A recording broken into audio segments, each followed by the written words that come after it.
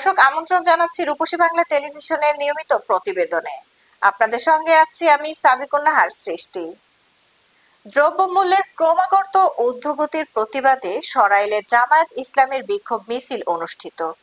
দ্রব্যমূল্যের ক্রমাগত ঊর্ধ্বগতির প্রতিবাদে ও রমজানের পবিত্রতা রক্ষার দাবি ও মাহে রমজানের স্বাগত মিছিল করেছেন বাংলাদেশ জামায়াত ইসলামী সরাইল উপজেলা শাখার নেতাকর্মীরা।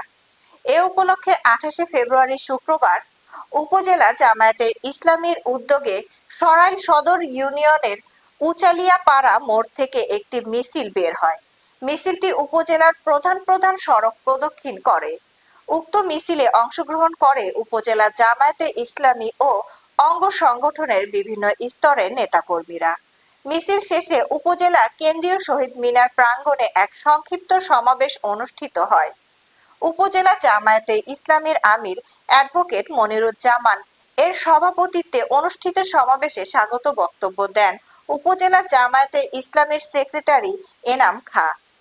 এতে প্রধান বক্তার বক্তব্য দেন উপজেলা জামায়াতে ইসলামীর সাবেক আমির মাওলানা কুতুবউদ্দিন।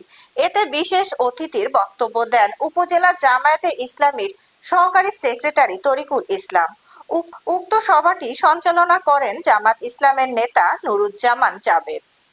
এ সময় বক্তারা বলেন, বাজারে এখনো দ্রব্যমূল্যের দাম বেশি, গরিব খেটে খাওয়া মানুষের নাভিশ্বাস অবস্থা।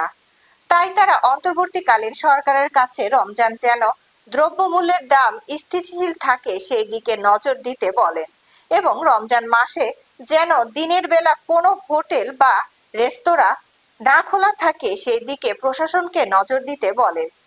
সরাইল থেকে রুবেল মিয়ার প্রতিবেদনে।